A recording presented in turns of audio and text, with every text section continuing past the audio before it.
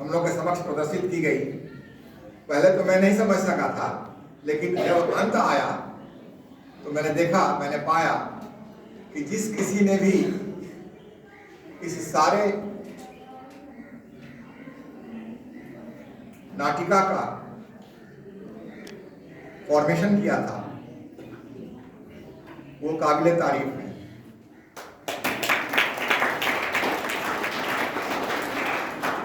क्योंकि आज भारतवर्ष में हम क्या देख रहे हैं, भारतवर्ष में अपने बचपन में मैं जो देखता था उससे अभी भिन्न चीजों को देख रहा हूं। अपने बचपन में मैंने कभी नहीं इसको देखा था।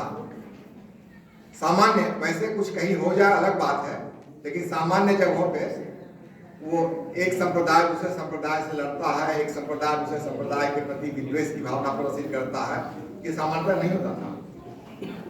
बगल बगल के परिवार किसी संप्रदाय के हों, एक दूसरे को भैया, चाचा, दादा, नाना इसी तरह का संबोधन करते थे। गाँव में मैंने देखा, अपने बचपन में मैंने गाँव में देखा इसको, लेकिन आज कोई स्थिति नहीं है।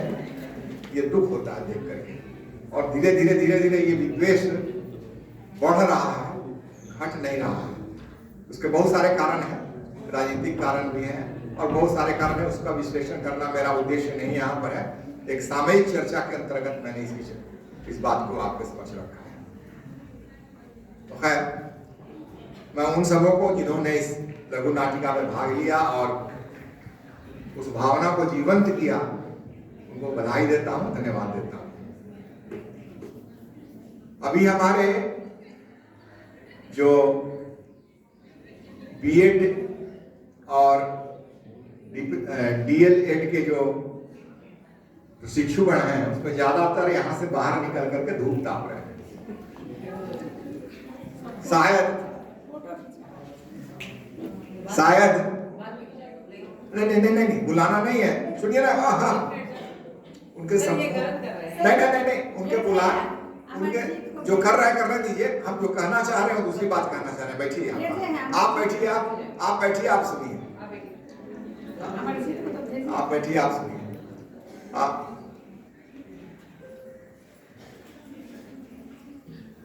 इसी क्षण में एक क्षेपक मैं दूसरी तरफ रहता हूँ। लोग कहता है भगवान की पूजा करनी चाहिए, भगवान का ये करना चाहिए, दूसरे कॉन्टेक्स्ट में मैं कह रहा हूँ। लेकिन भगवान की पूजा करने से क्या होता है? खुशी मिलती है, और कुछ नहीं होता, भगवान का दर्शन नहीं होता है। तो जिस चीज में मनुष्य को खुशी मिले उसका आनंद लेना चाहिए। अगर उन बच्चों को बाहर धूप में भी खुशी मिल रही है तो उसको आनंद लेने के लिए छोड़ देना चाहिए। ये मेरा आग्रह होगा।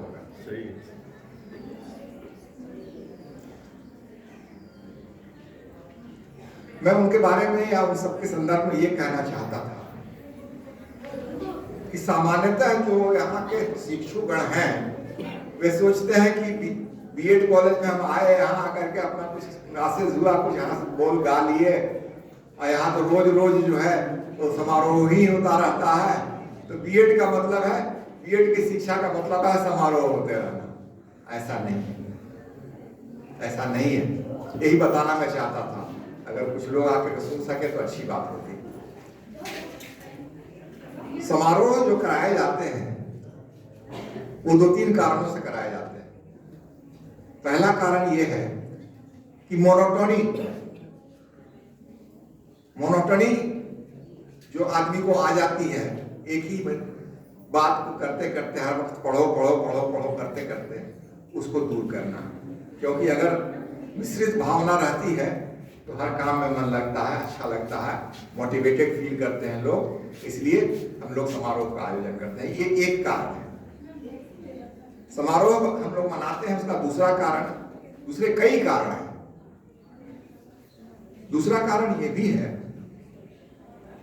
कि हम बीएड के शिक्षुओं को मात्र पाठ्यक्रम की और पाठ्यपुस्तक की जानकारी ही नहीं दे रहे हैं। ये बीएड और डीएलएड के प्रशिक्षुगण पढ़ लिख कर जब डिग्री ले लेंगे उसके बाद क्या करेंगे? उसके बाद अपने अपने स्कूलों में जहां उनका नियोजन होगा वहां जाएंगे और वहां छोटे छोटे बच्चों को पढ़ाने का कार्य करेंगे, ये करेंगे। तो कहने का मतलब ये है कि उनका कार्य एक महत्वपूर्ण कार्य है। वो भारत की भावी पीढ़ी को कुछ बताने जा रहे हैं, कुछ समझाने जा रहे हैं, उनका मार्गदर्शन करने जा रहे हैं। अगर भारत की भावी पीढ़ी को मार्गदर्शन करने वाले लोग अपने प्रशिक्षण काल में ही इस बात को अपने दिमाग में रख लें कि अरे ये सब कुछ है नहीं, ये सब ऐसे हंसते गाते बोलते हो जाता है, ये बड़ा अनर्थ होगा। बीएड की पढ़ाई हंसते गाते बोलते होने वाली चीज नहीं है। बीएड की पढ़ाई में बहुत अच्छी चीजें, बहुत सारगर्भित चीजें भी हैं। जैसे हम अध्ययन और अध्यापन को, विशेषकर स्कूल के अध्यापन को और मिडिल क्लास या प्राइमरी क्लास के अध्यापन को हम कुछ कमतर आंकते हैं। ऐसा नहीं होना चाहिए। ऐसा इसलिए नहीं होना चाहिए कि अध्यापन एक ऐसा क्षेत्र है जिसमें एक अध्यापक आने वाली पीढ़ी को आदमी बनाता है, मनुष्य को जीवन जीने की कला सिखाता है। ABCD की पढ़ाई पढ़ लेना, 1-2 की गिनती गिन लेना, कुछ नर्सरी राइम को याद कर लेना, वही शिक्षा नहीं है। शिक्षा में बहुत सारी चीजें हैं, बहुत सारी चीजें हैं। शिक्षा में आपसी सद्भाव, मेल जोल, एक दूसरे प्रति परस्पर परोपकार की भावना और बहुत सारी चीजों का समावेश है। तो इन सब चीजों को जब हम यहाँ कार्यक्रम मनाते हैं तो हमारे अंदर उन सब गुणों का विकास होता है और हम दूसरे को भी बताते हैं कि देखो ऐसा करने से तुम्हारे अंदर इन गुणों का विकास होगा। और बचपन से अगर किसी बच्चे को इस तरह की आदत डाली जाए तो एक धीरे धीरे अच्छा आदमी बनेगा और एक भारत का एक अच्छा नागरिक बनेगा। दूसरा, हम लोग पहले देखते थे या सुनते थे कि खेलने वाले का काम को बच्चे लोग को मना किया जाता था, खेलो मत, पढ़ो पढ़ो पढ़ो। तो बच्चों को, खासकर हम लोग की जो पीढ़ी थी, उस पीढ़ी ने यही देखा पढ़ो पढ़ो पढ़ो। तो हुआ क्या, बार बार एक ही शब्द सुनते सुनते हमारी पीढ़ी के बहुत सारे लोगों को पढ़ने से निराशा हो गई और वो पढ़ने से दूर भागने लगे, पढ़ने में उनका मन नहीं लगता था। बाद में बहुत सारे रिसर्च हुए और उससे देखा गया कि खेलना भी सीखने का एक दूसरा तरीका है और उस खेल के माध्यम से हम बहुत सारी चीजें सीखते हैं। सबसे पहले तो हम सीखते हैं एक एम बनाना, दूसरा सीखते हैं समय का, टाइम का ठीक ढंग से उपयोग करना, तीसरा सीखते हैं आपस में टीम भावना का स्पिरिट करना, स्पिरिट को बढ़ाना। तो ऐसी बहुत सारी बातें हैं जो पढ़ने और पाठ्यक्रम या पाठ्य पुस्तक से अलग भी होकर के सीखी जाती है। और आप क्योंकि सिखाने वाले, बच्चों को सिखाने वाले, मैं तो यही कह रहा हूँ, दोबारा बार बार कह रहा हूँ कि भारत की भावी पीढ़ी को रास्ते पर लाने वाले आप लोग हैं या होने वाले हैं। तो आप लोग को ये जानना चाहिए कि भारत की इस भावी पीढ़ी को, जो बच्चे हैं, उनको अध्ययन की तरफ किस तरह से आकर्षित करना चाहिए, ये जानना आपको जरूरी है। तो ये कार्यक्रम जो होते हैं, ये कार्यक्रम इसीलिए होते हैं। आप भी जब यहाँ आए थे, बहुत सारे लोगों ने शुरू में मुझसे पूछा था कि सर यहाँ पढ़ना भी पड़ेगा।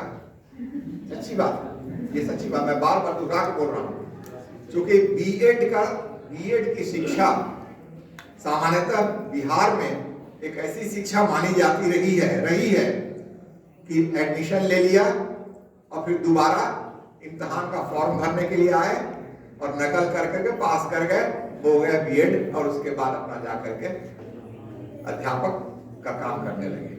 तो ऐसे लोग, ऐसे प्रशिक्षुगण, होने वाले प्रशिक्षुगण आते थे और हमसे बड़े निर्भीक भाव से, मतलब कोई उसमें गलत भावना नहीं रहती थी। तो मुझे हंसी भी आती थी और उनको समझाने की भी इच्छा होती थी कि भाई देखो, बिना पढ़े या बिना परिश्रम किए तो दुनिया में कुछ होने वाला नहीं, तो पढ़ना तो पड़ेगा ही। तो खैर ये तो समझा के हम लोग भेज देते थे, लेकिन हम लोगों ने सोचा कि एक नए ढंग का विकास करना चाहिए, एक नई विधा, एक नया तरीका इस्तेमाल करना चाहिए।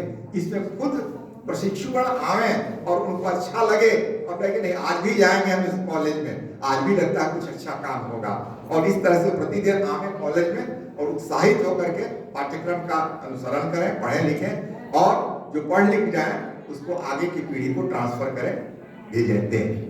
तो ये जो मनोरंजन के कार्यक्रम होते रहते हैं या इस तरह के बहुत सारे कार्यक्रम जो होते रहते हैं, ये आप लोगों को अध्ययन और अध्यापक से जोड़ने की एक कला है। और दूसरी चीज है, ये आदमी को आदमी बनाने की कला है। हम लोग बचपन में एक किताब पढ़ते थे, उसका नाम था जीवन कला। तो जीवन जीने की भी एक कला होती है।